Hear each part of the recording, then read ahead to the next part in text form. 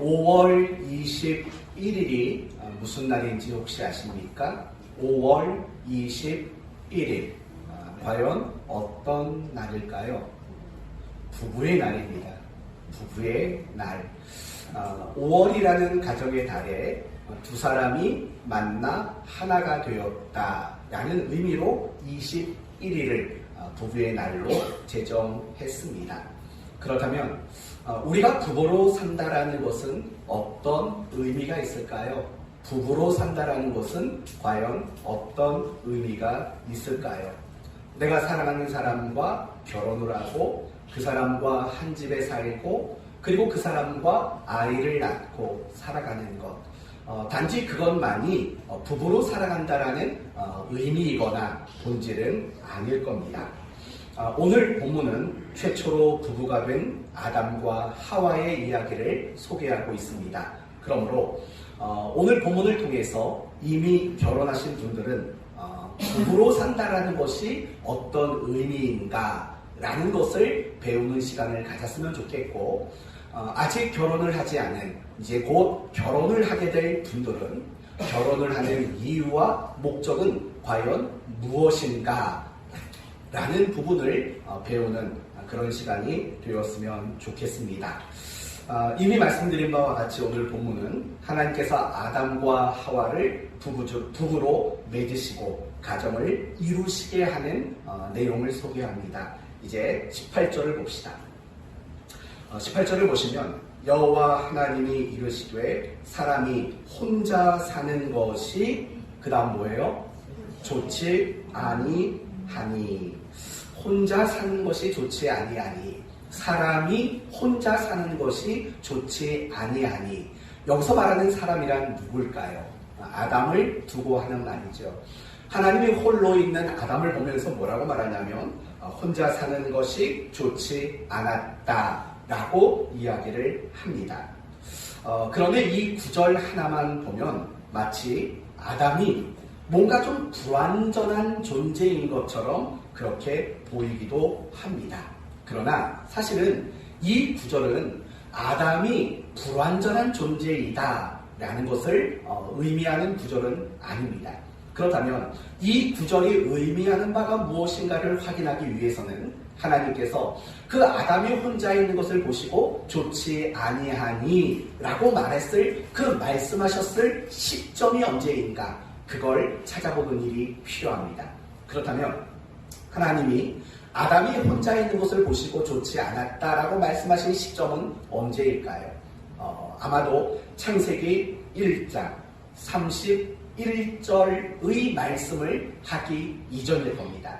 하나님이 지으신 그 모든 것을 보시니 보시기에 심히 좋았더라. 저녁이 되고 아침이 되니 이는 6째 날입니다. 적어도 오늘 본문의 18절은 창세기 1장 31절에 하나님이 보시기 심히 좋았다. 저녁이 되고 아침이 되니 이는 6째 날이다. 이 말씀을 하기 이전에 말씀을 하신 겁니다. 더 정확히 말한다면 27절이죠. 27절 말씀. 1장 27절.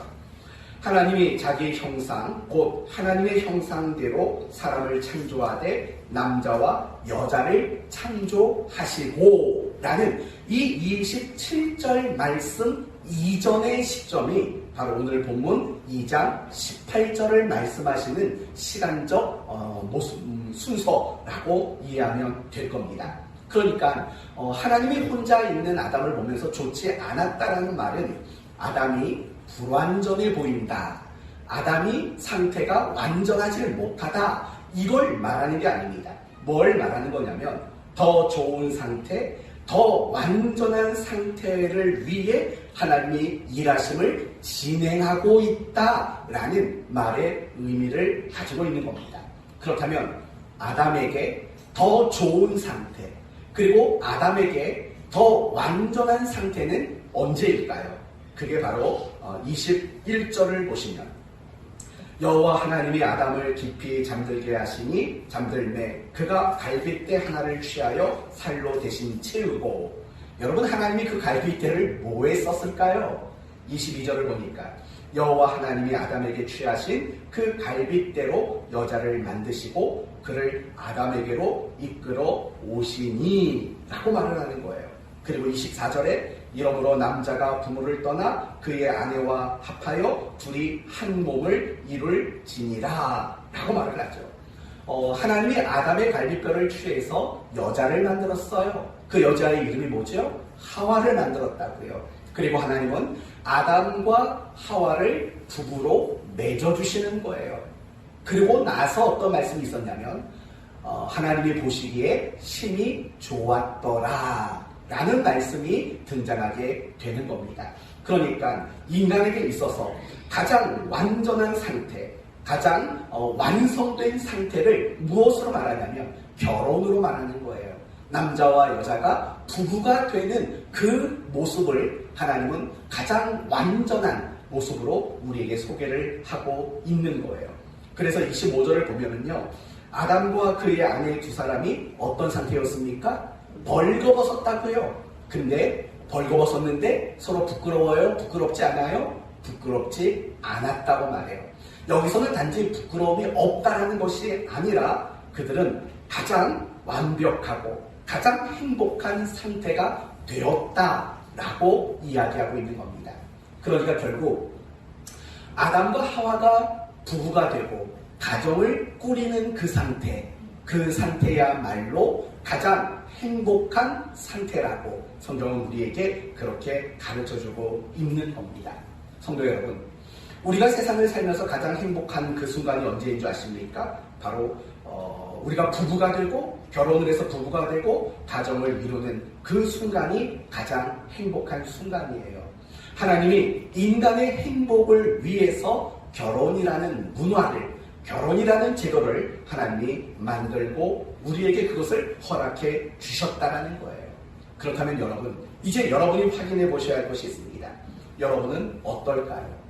지금 여러분은 지금 살고 있는 그 사람과 결혼하기를 잘했다라고 생각하십니까? 이건 꼭 물어볼 거예요, 조금 있다가. 그리고 이미 내 배우자가 고인이 되었을지라도 묻겠습니다. 내가 그 사람과 결혼하기를 잘했다라고 여러분은 생각하십니까? 지금 여러분은 그 배우자와 만나 결혼해서 행복하십니까? 우리 서진이가 엄마와 아빠의 얼굴 표정을 지금 유심히 좌우를 돌리면서 살펴보고 있어요. 이런 일은 없을 거예요, 여러분. 다시 태어난다면 우리는 다시 태어나는 거 없어요. 우리는 죽으면 영원한 천국에서 영원히 사는 거고 다시 태어나는 거 없어요. 그런데 혹여나 예를 들어서 하는 것입니다. 다시 태어난다면 나는 그 남자와 또 결혼할 거다. 나는 그 여자와 또 결혼할 거다. 여러분의 생각은 어떻습니까? 장로님 피택을 받으신 우리 문명준 안수 집사님에게 묻습니다. 내가 그 여자와 결혼하기를 잘했다. 대답은 뭘까요?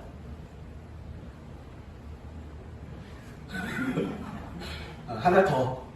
내가 다시 태어나도 김 집사님과 나는 결혼할 거다. 어떠신가요? 대답은? 다시요?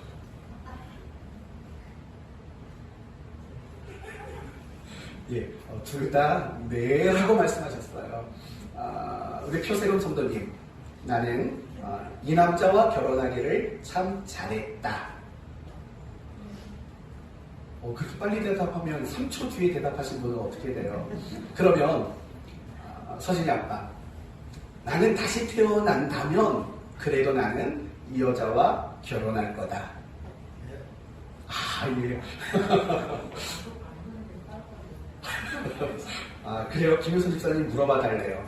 나는 다시 태어나도 이 남자와 나는 결혼할 거다. 이대규 집사님, 나는 이 여자랑 결혼하기를 잘했다. 당연하죠. 우리 최영철 집사님, 나도 이 여자와 결혼하기를 잘했다. 그렇죠. 저한테도 한번 물어봐 주세요.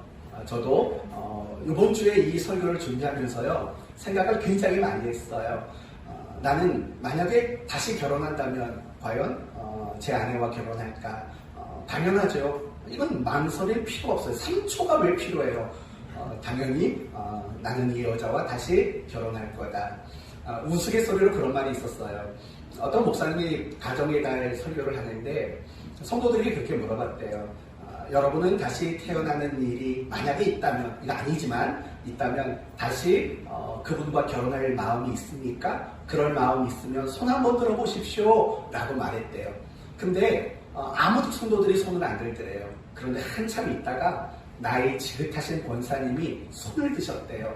그래서 물어보셨대요. 그렇게 행복하셨습니까? 라고 물었대요. 그랬더니 고개를 절레절레 흔들면서 이렇게 말했대요. 여태까지 내가 길들여 놨는데 새로운 사람 만나가지고 또 길들이느니 그냥 이 사람이랑 사는 게 낫다. 뭐 이렇게 말했다라는 이야기가 있습니다. 저는 우리 성도들 가정을 보면서요, 사실은 행복하게 살고 있다라고 생각이 사실은 많이 들고 있어요. 한 가정 한 가정 보면서 물론 왜 갈등이 없고 다툼이 없겠어요. 그래도 정말 내가 이 사람과 결혼하기를 잘했다, 이런 마음을 가지고 우리 성도들이 그렇게 살아가고 있는 것 같아요.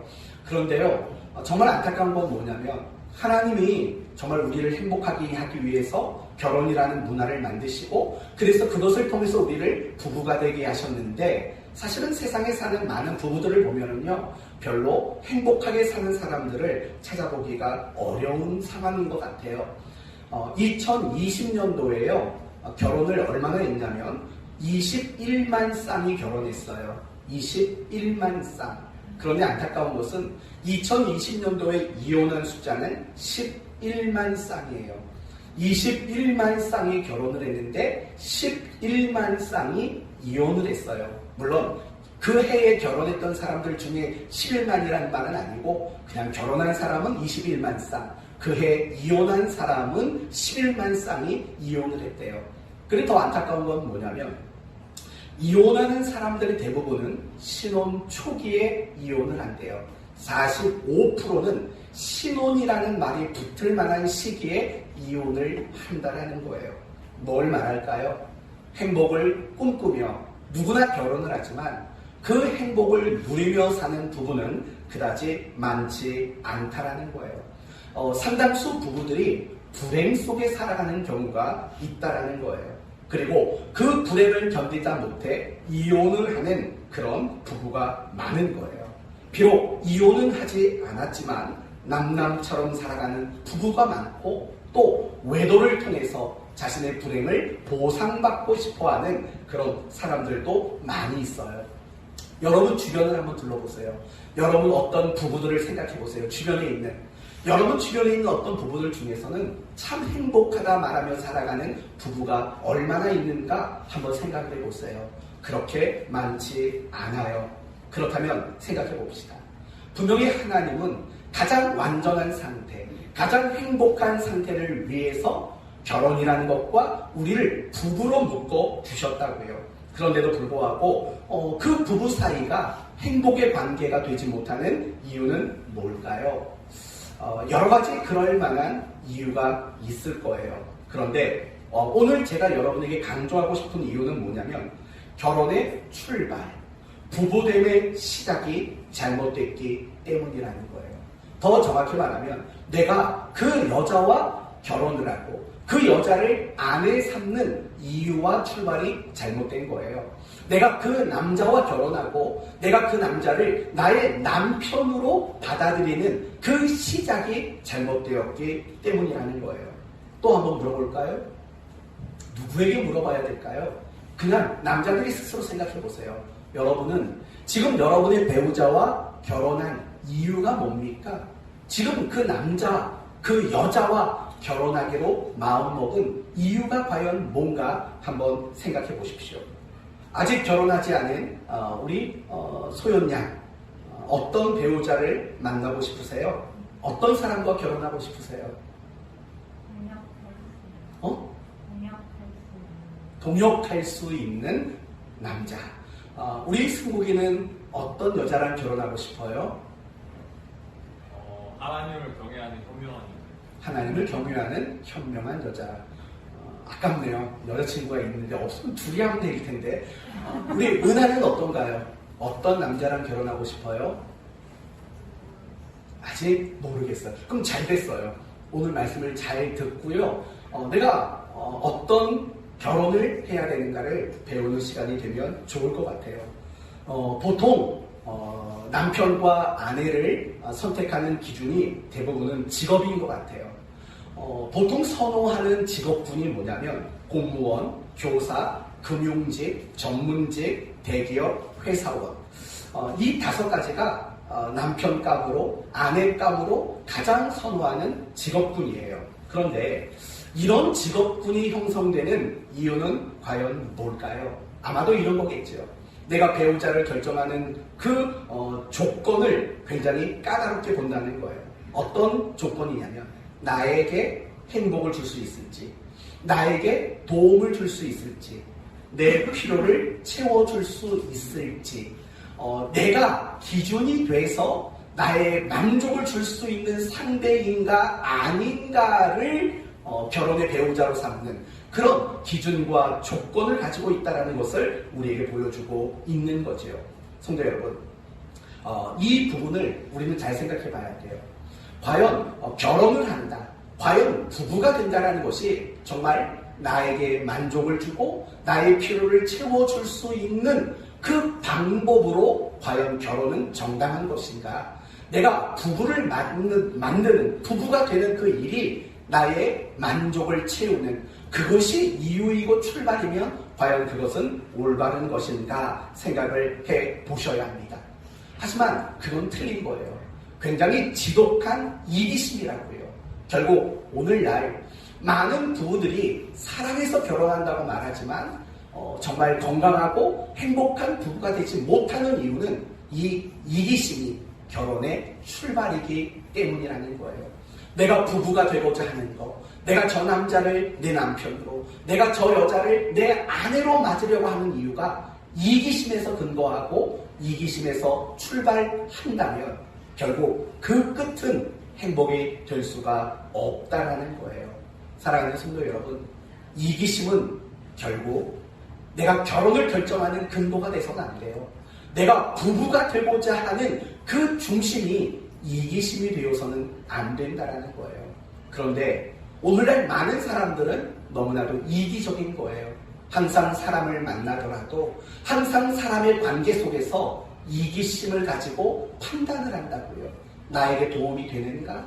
나에게 어떤 행복을 줄 수 있는 사람인가가 사람을 만나고 관계하는 기준으로 삼을 때가 많다는 거예요.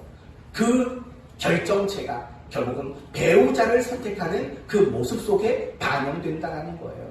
그런데 그런 이기심이 어디 세상 사람들을 많이 이야기했어요.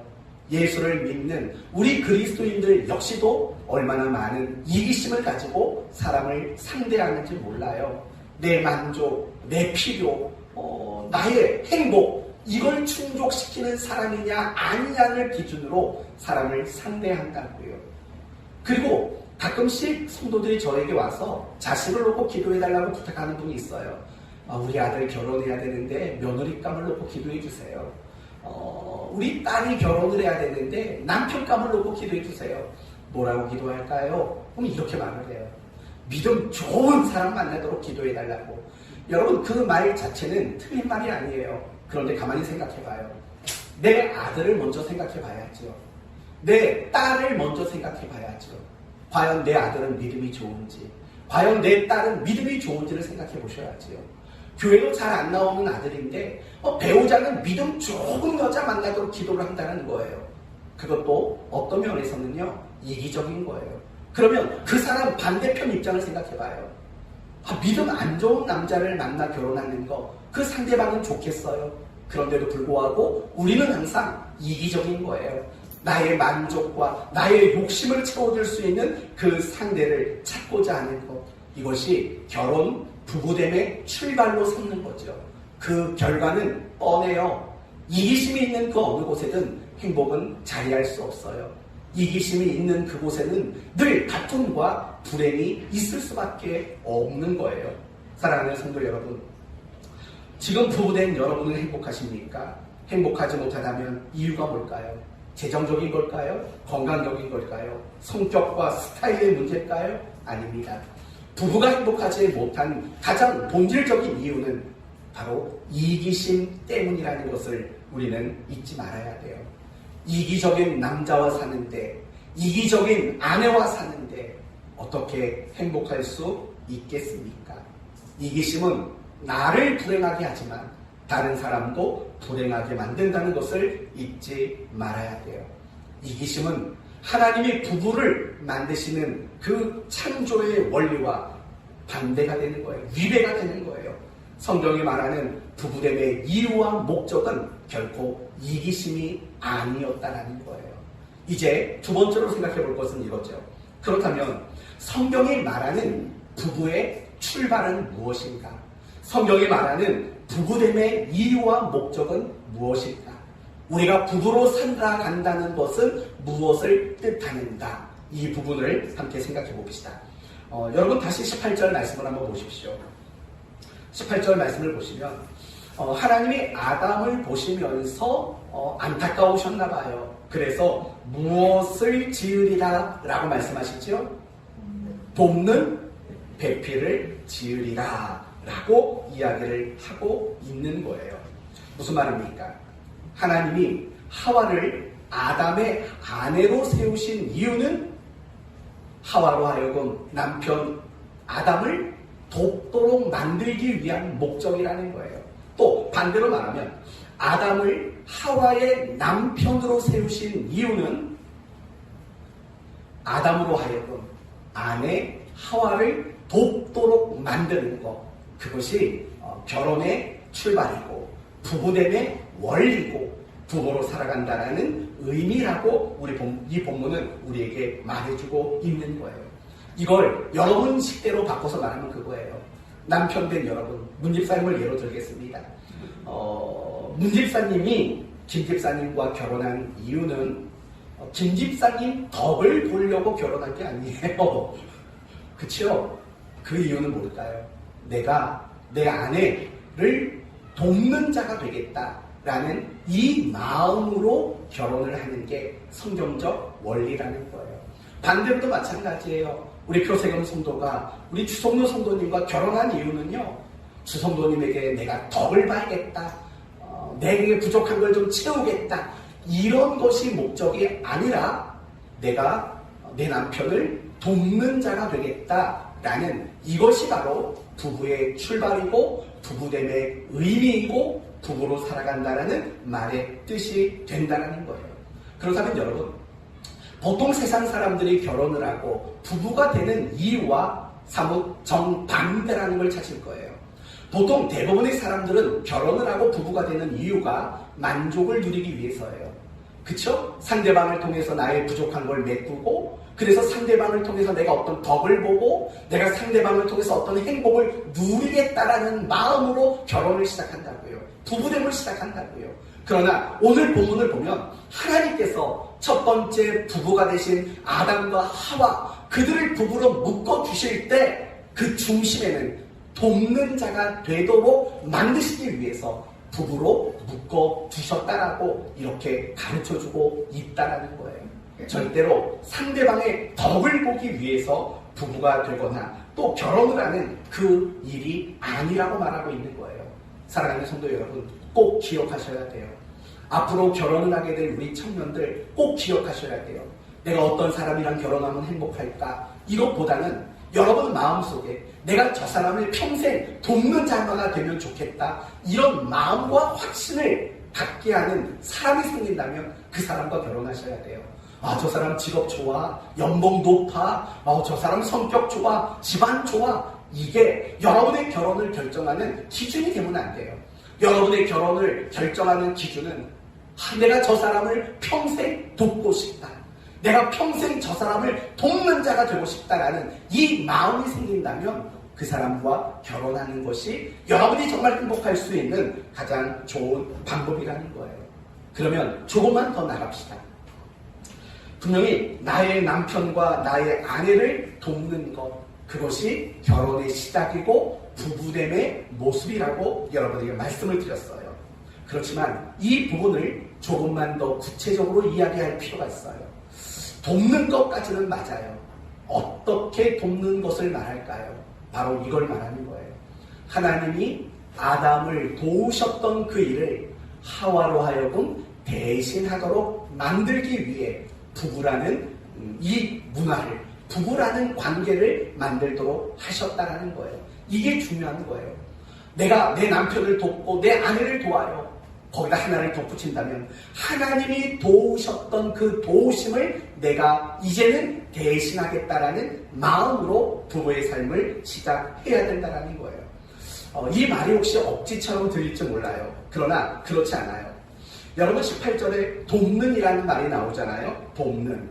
이게 히브리어로 에제르라는 단어예요. 에제르라는 단어인데 이 단어가 주로 누구에게 쓰이냐면 항상 하나님에게 주로 쓰이는 단어예요. 하나님이 도우셨다 라는 말이 쓸 때 반드시 이 에제르라는 단어가 나와요. 예를 들면 사무엘상 7장 12절을 보시면 이런 말이 나와요. 사무엘이 돌을 취하여 미스바와 생 사이에 세워 가로되 여호와께서 여기까지 우리를 도우셨다 하고 그 이름을 에벤 에셀이라. 여기서 끝에 에셀이라는 말이 나오잖아요. 그게 에제르라는 단어인 거예요. 그러니까 하나님이 우리를 도왔다라는 그 단어가 바로 오늘 본문의 돕는 이라는 단어라는 거예요. 또 출애굽기 18장 4절을 보시면 모세의 아들의 이름이 등장해요. 모세의 아들 이름이 뭐냐면 엘리 에셀이에요. 엘리 에셀. 여기에 또 뭐가 들어갔어요? 에셀이라는 말이 들어갔어요. 에제르라는 말이 들어갔다고요. 이 말은 모세가 하나님이 자신을 도와주셨다라는 신앙 고백으로 바로 이 에제르라는 단어를 썼다는 거예요. 그런데 그 똑같은 단어가 돕는 배필이 되게 하리라 라는 말 속에 똑같은 단어가 쓰이고 있는 거예요. 그러니까 지금까지는 하나님이 도와주셨어요. 그러나 이제는 하나님 제가 돕겠습니다. 하나님이 지금까지 도와주셨던 그 역할을 이제는 제가 하겠습니다 라는 마음으로 결혼이 출발되어야 한다는 거예요. 사랑하는 성도 여러분, 우리가 부부로 산다는 것은요 단지 그 사람이 좋아서 그것만이 아니에요. 내가 정말 부부로 산다는 것은 뭐냐면 내가 그 사람을 평생 하나님의 손길처럼 하나님의 손길이 되어서 내가 평생 그 사람을 도와주겠다라는 의미가 결혼의 서약인 거고 부부로 살아간다라는 의미인 것이에요. 바로 이게 결혼의 출발점이 돼야 돼요. 이게 결혼의 출발점이 되어야 된다고요. 그래야 그것이 진정한 사랑이 될 수가 있어요. 여러분, 내 만족을 위해 결혼한다면 그게 과연 진정한 사랑일까요? 연봉 높은 사람과 결혼해서 돈 걱정하지 않고 살려고 결혼한다면 그게 정말 진짜 사랑일까요? 그렇지 않아요. 가난해도 괜찮아요. 그 사람이 병이 들어도 괜찮아요. 그 사람의 조건이 세상적으로 갖추어지지 않아도 괜찮아요. 하나님이 내게 마음을 주셔서 정말 그 사람을 내가 하나님의 손길이 되어서 정말 평생 돕겠다는 마음, 그 마음만 있으면 여러분 그 결혼 가장 아름다운 결혼이 될 수 있는 거예요. 저는 이 선교를 준비하면서요 뜬금없이 이런 생각이 들었어요. 여러분 바보 온달과 평강공주 얘기 아시죠? 바보 온달과 평강공주. 과연 여러분이 그 평강공주의 아버지라면 어머니라면 그 결혼 허락하시겠습니까? 어때요? 허락하실 것 같아요? 실감이 안 가세요? 그러면 연봉이 별로 안 돼요? 연봉 2천밖에 안 돼요. 연봉 2천? 네, 연봉 2천밖에 안 돼요. 잘생기지도 못했어요. 집안이 그렇게 좋지도 않아요. 결혼을 허락하시겠어요? 어때요? 우리 은채 아빠 나중에 은채가 남자를 데리고 왔어요. 돈벌이를 못해요. 집안도 안 좋아요. 몸도 약해요. 결혼을 허락하시겠습니까? 이결혼 안 해.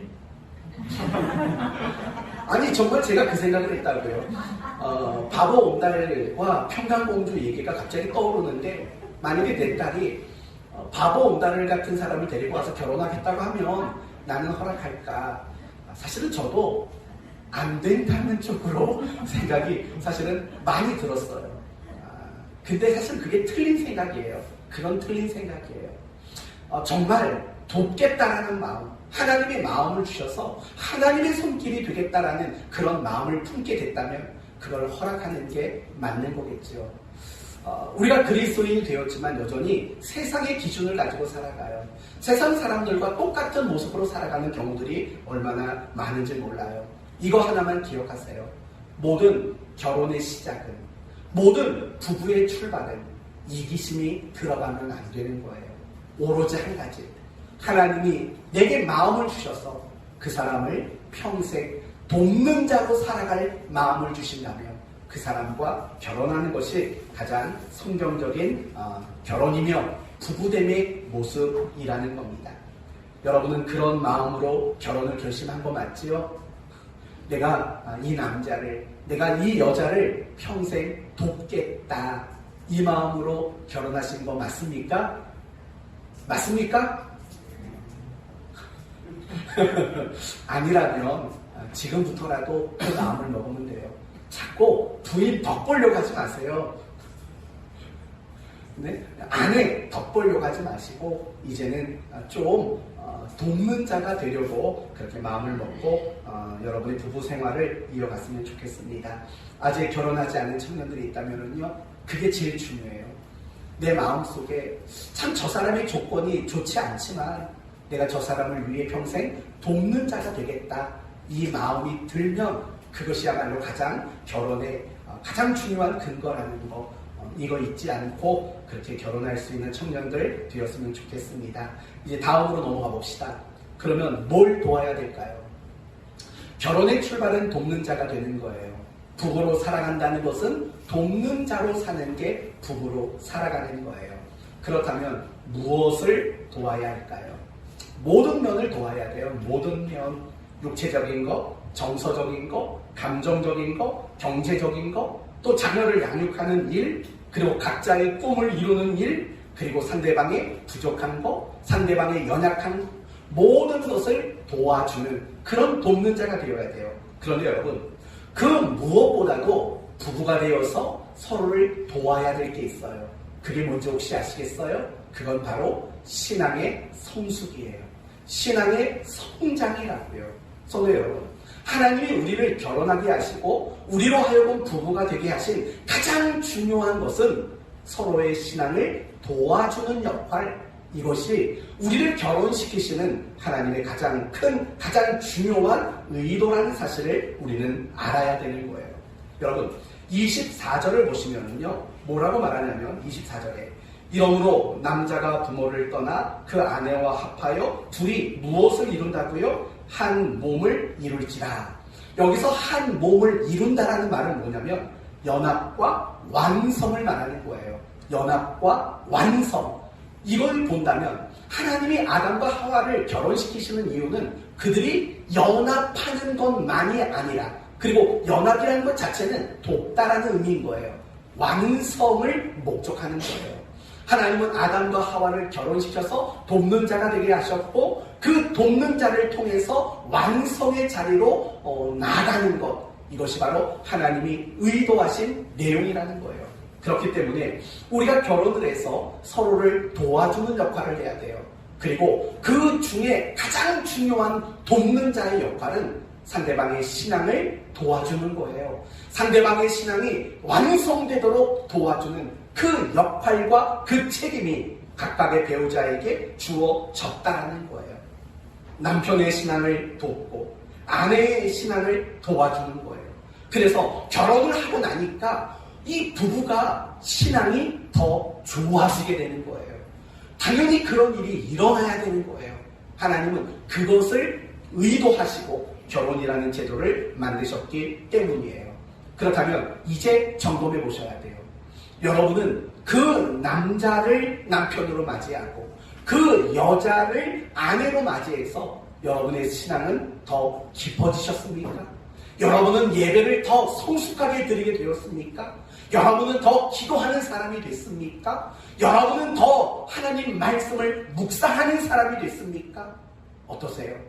여러분은 결혼을 통해서 여러분의 신앙이 더 넓어지고 더 깊어지고 더 은혜스러워지는 이런 결과물들이 만들어지고 있는지를 여러분은 점검해 보셔야 돼요. 그것이 우리가 해야 될 일이에요. 남편 여러분, 여러분 때문에 아내의 신앙이 좋아지고 있습니까? 아내 여러분, 여러분 때문에 남편의 신앙이 좋아지고 있습니까? 그걸 점검하셔야 돼요. 왜냐하면 이미 여러 차례 여러분에게 말씀드린 것처럼 하나님은 여러분을 결혼시키고 부부가 되도록 만드신 이유가 여러 가지 도움의 손길이 되기 위함이 있지만 그 중에는 신앙의 성숙과 신앙의 완성이라는 목적을 가지고 여러분을 결혼시켰기 때문이라는 거예요. 항상 부부로 사는 것은 바로 여기에 의미를 둬야 되는 거예요. 나로 인해서 내 남편이, 나로 인해서 내 아내가 더 신앙이 좋아져야 돼요. 하나님을 더욱더 만나가야 돼요. 더 깊어지는 신앙을 가져야 돼요. 이것이 부부로 살아가는 의미이고 결혼하는 목적인 거예요. 그렇다면 이제 끝으로 내가 어떻게 하면 서로를 돕는 배우자가 될 수 있는가, 이 부분은 에베소서 5장으로 넘어가 보도록 하겠습니다. 에베소서 5장 모두 넘어가 보십시오. 에베소서 5장입니다.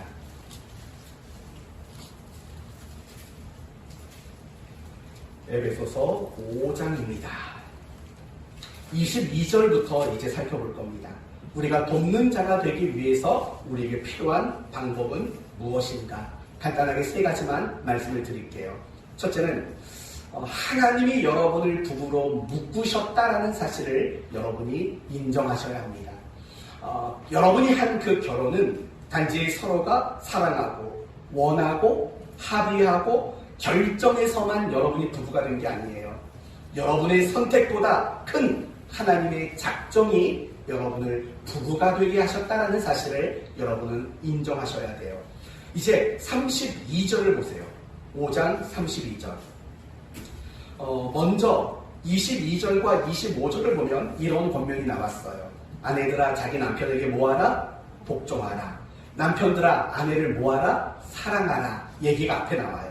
그리고 나서 32절을 보면은요 이런 말이 나와요. 함께 읽어볼까요? 32절.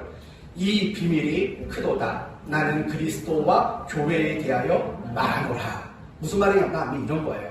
지금 바울은 아내에게 말해요. 남편에게 복종하라고. 그리고 남편에게 말해요. 아내를 사랑하라고. 그런데 남편과 아내의 덕목을 말하는 게 핵심은 아니래요. 다시 32절을 보면 이 비밀이 크도다. 나는 그리스도와 교회에 대하여 말하노라. 이렇게 말을 하고 있다고요. 그리스도와 교회를 이야기하기 위해서 남편과 아내 이야기를 내가 꺼낸 거다라고 말하고 있다라는 거예요. 여러분, 지금 그리스도와 교회의 관계가 핵심이에요. 그리고 교회와 그리스도는 하나로 묶여져 있어요. 23절을 보시면 이는 남편이 아내의 머리 됨이 그리스도께서 교회의 머리됨 같으니 그가 바로 몸의 구주시라. 여러분, 머리와 몸은 붙어있나요? 떨어져 있나요?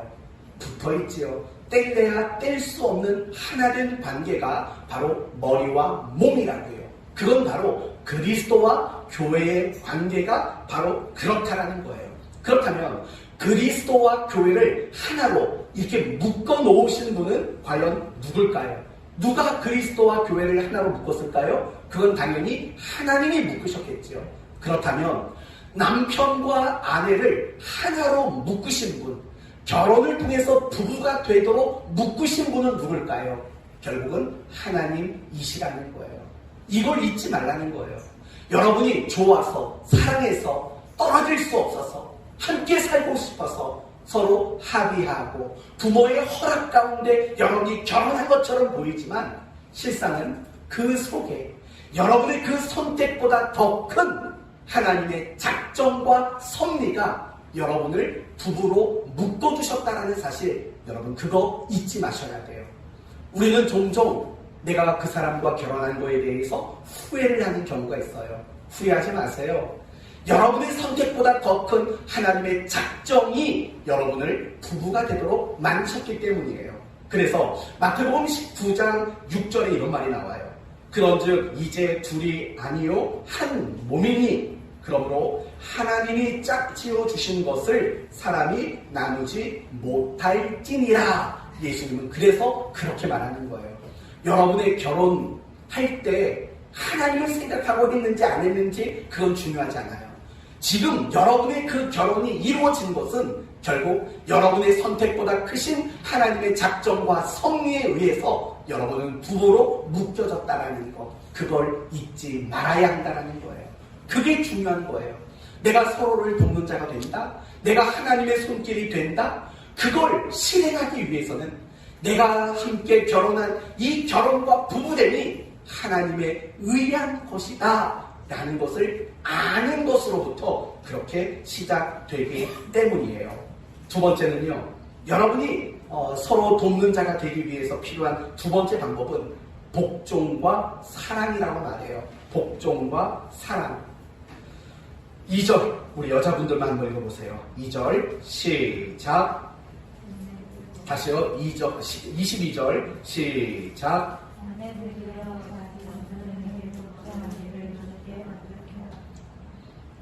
아멘 하십니까? 24절에도 뭐라고 말하냐면 그러므로 교회가 그리스도에게 하듯 아내들도 범사에 자기 남편에게 뭐하라? 복종하라 라고 말하고 있어요. 우리 아내린 성도 여러분, 남편에게 복종하고 계십니까? 다시 물어야겠네요. 남편에게 복종하시기를 바랍니다. 네, 아멘이 나오셔야죠. 당연히. 혹시 남편에게 복종하라는 말이 불편하십니까? 거북하십니까? 여성단체나 인권단체에 고발하고 싶으십니까? 그래도 여러분은 남편에게 복종하셔야 합니다. 왜냐하면 23절의 이유를 분명히 말해요. 이는 남편이 아내의 머리 되느니. 남편이 아내의 뭐랍니까? 머리랍니다. 그래서 복종하라고 그렇게 이야기를 하고 있는 겁니다. 사랑하는 성도 여러분, 여러분의 남편을 돕고 싶으세요? 여러분의 남편의 신앙이 더 깊어지도록 만들어주고 싶기를 원하세요? 그렇다면 남편에게 복종하세요. 남편에게 복종하지 않으면 절대로 여러분의 남편의 신앙을 도와줄 수 없게 된다는 것을 잊지 말아야 돼요. 많은 여자분들이, 아내분들이 남자의 특징을 잘 모르는 것 같아요.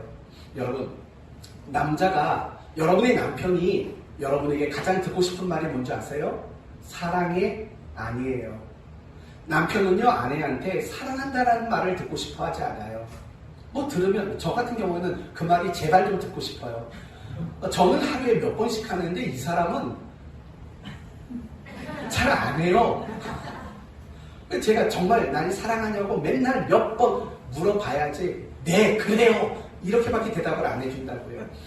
근데 보통 남자들은요, 제가 약간 중성화됐나 봐요. 보통 남자들은요, 사랑한다는 말 별로 귀에 안 들어와요. 그런데 남자들의 귀에 정말 잘 들어오는 말이 뭔지 아세요? 이런 말이 들어와요. 당신 최고예요. 이런 말이 남자는 귀에 들어온다고요. 왠 줄 아세요? 남자는 항상 아내의 머리로 하나님이 세워 주셨기 때문이에요. 여러분, 부부싸움 좀 해보셨잖아요. 부부싸움 했을 때 남편이 언제 제일 화를 냈나 생각해봐요. 김 집사님, 오늘 두 분의 날이에요. 근데 부부싸움 해보신 적 있죠? 가끔씩. 언제 남편이 그렇게 화를 내시던가요?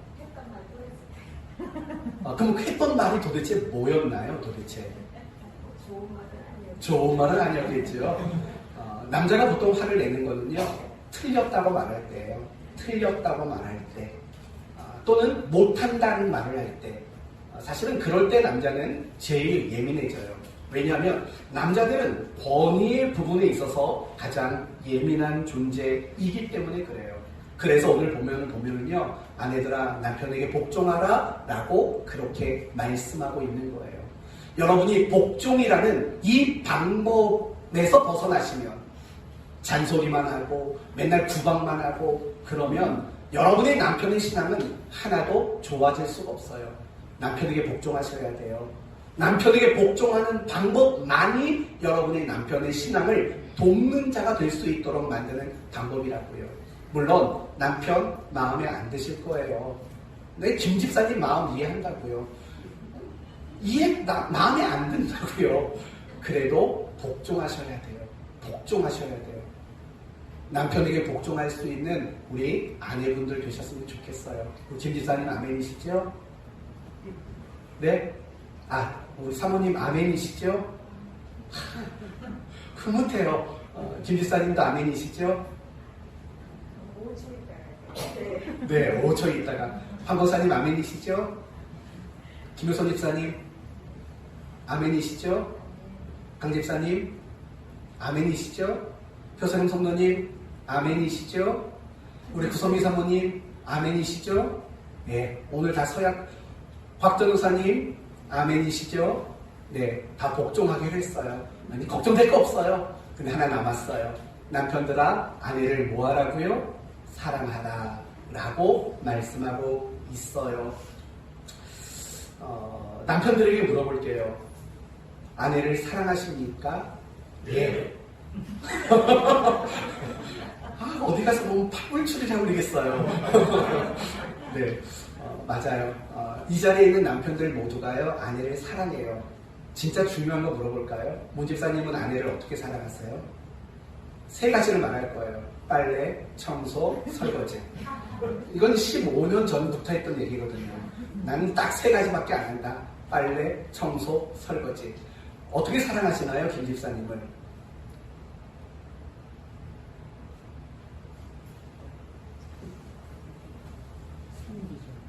섬기신다고요? 네, 그냥 얼렁뚱땅 대답하신 것 같긴 한데, 우리 주성도 선도님은 아내를 어떻게 사랑하시나요? 네? 반려자로 사랑합니까? 네. 제가 이런 질문을 하는 이유는요, 아내를 사랑하는 방법이 따로 정해져 있기 때문에 그래요. 여러분, 아내를 사랑하는 방법은 뭘까요? 간단히 말하면, 그게 사실은 사랑이에요. 아내가 남편에게 가장 원하는 건 다른 어떤 것이 아니에요. 바로 사랑이에요. 사랑이라는 것은 자기 유익을 구하지 않는 거예요. 사랑은 상대방의 필요를 주고 상대방이 원하는 것을 주는 거예요.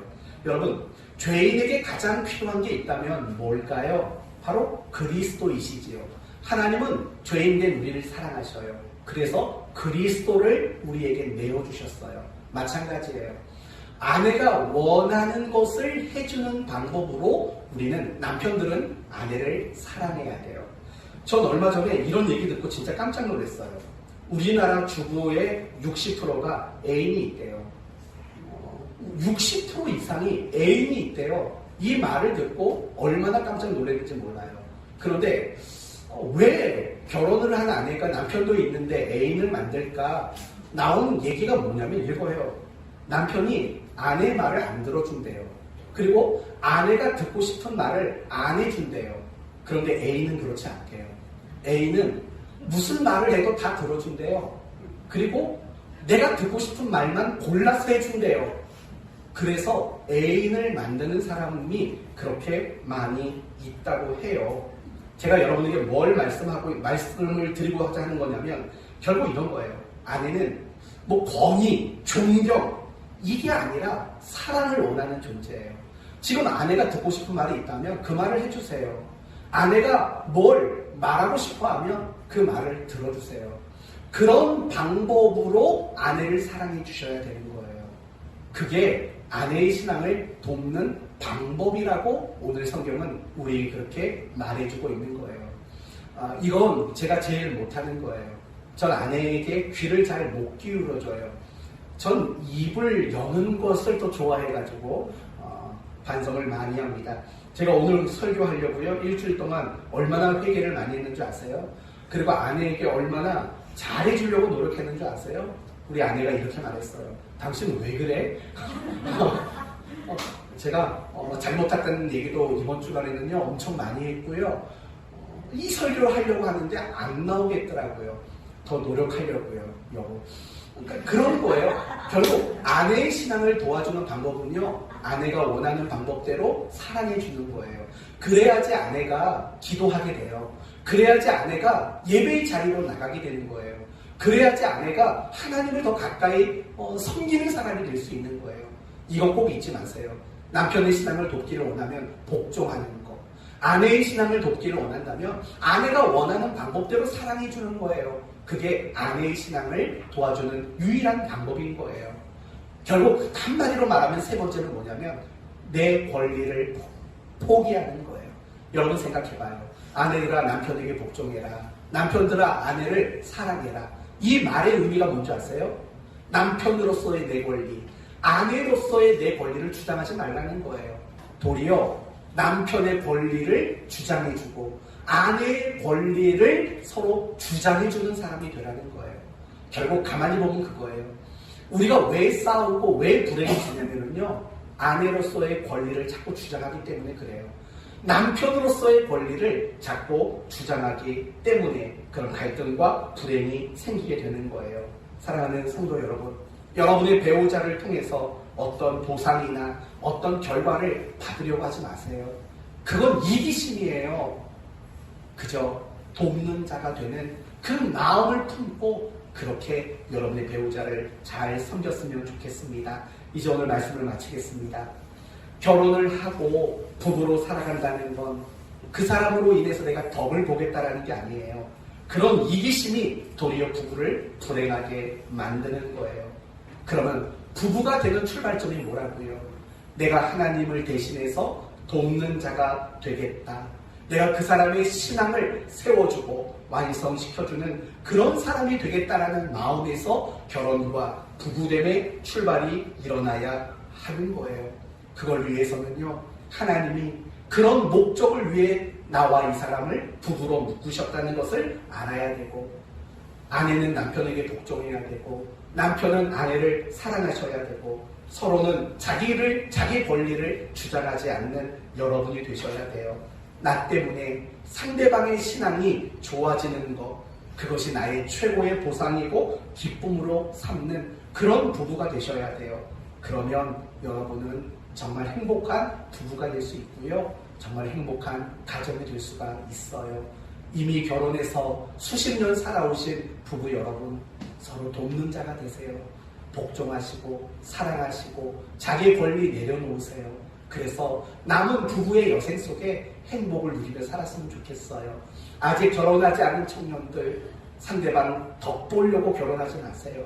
돕는 자가 되겠다라는, 정말 하나님이 그런 뜨거운 마음을 누군가를 보면서 품도록 만드셨다면 그 사람의 형편이 어떻든, 그 사람이 어떤 능력이 있든 그거 신경 쓰지 마시고 그 사람과 결혼하세요. 그리고 평생 도우면서 사세요. 그러면 여러분은요 정말 행복한 부부의 삶을 살아가게 될 거예요.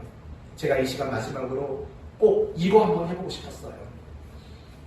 신랑 최용민, 신랑 문명준, 신랑 이재구, 신랑 최용천, 신랑 이태규, 신랑 주성노, 신랑 임승철. 아내를 사랑하시겠습니까? 예. 신부 이은영, 신부 김민화, 신부 황춘하, 신부 김효선, 신부 곽정아, 신부 강선호, 신부 표세금, 신부 구선미. 남편에게 복종하시겠습니까? 아멘. 이제부터 새로운 마음으로 그런 부부가 되셨으면 좋겠어요. 우리 사랑하는 교회 부부들 모두가 그렇게 행복하기를 예수님의 이름으로 축원드립니다. 아멘. 기도합시다. 하나님 감사합니다. 오늘날 1년에 20만 쌍 이상 행복을 꿈꾸며 결혼을 합니다. 그런데 끝까지 그 행복을 지키는 가정이 찾아보기 어려운 시대가 되고 말았습니다. 왜 그럴까요? 이기심 때문입니다. 배우자를 통해 내가 어떤 유익을 얻고자 하는 마음에서 결혼이 부부가 시작되었기 때문입니다. 하나님은 아담과 하와를 부부로 묶어주실 때 서로 돕는 자가 되라고 부부로 묶어주셨습니다. 이 창조 결혼의 원리를 다시 한번 기억하여서 오늘 부부들이 이 창조의 원리대로 살아가게 하시옵소서. 남편은 아내를 사랑하고 아내는 남편에게 복종하고 서로 자기 권리를 주장하지 않으므로 서로의 신앙을 도와주는 그런 행복한 부부가 되게 해 주옵소서. 오늘 이 시간 함께 서약한 모든 말씀 앞에 부끄럽지 않도록 살게 해 주옵소서. 예수님의 이름으로 기도 올리옵나이다. 아멘.